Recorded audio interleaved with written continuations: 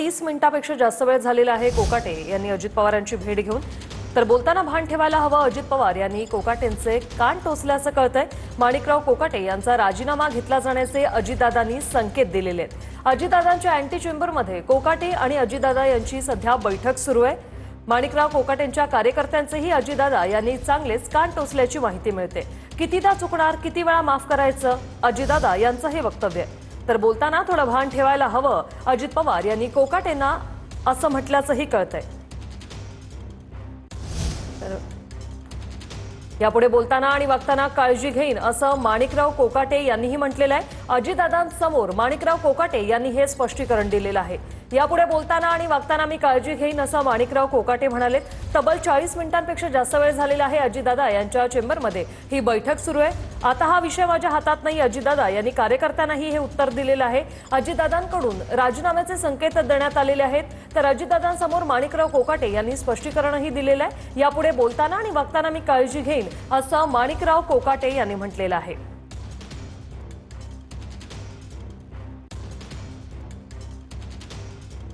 कोकाटेंचा राजीनामा घेण्याचे अजितदादांचे संकेत, कारण बोलताना आणि भान ठेवायला हवं, अजित पवारांनी कोकाटेंचे कान टोचले।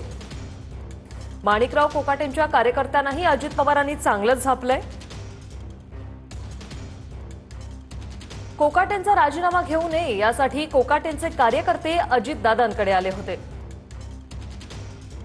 आता हा विषय माझ्या हातात नाही, अजित पवारांचं कोकाटेंच्या कार्यकर्त्यांना हे उत्तर।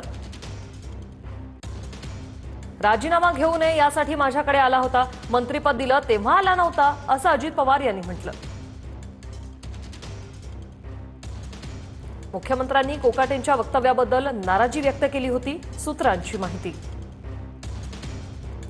आम्ही तुम्हाला खूप सांभाळलं, आता हा विषय खूप पुढे गेलाय असं अजितदादा यांनी म्हटलंय।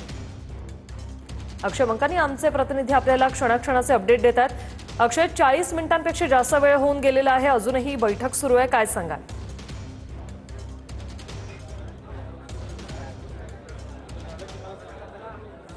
श्रुती, सध्या अजित पवार आणि कृषी मंत्री माणिकराव कोकाटे यांची अँटी चेंबर मधली जी बैठक होती ती आता सध्या संपलेली आहे।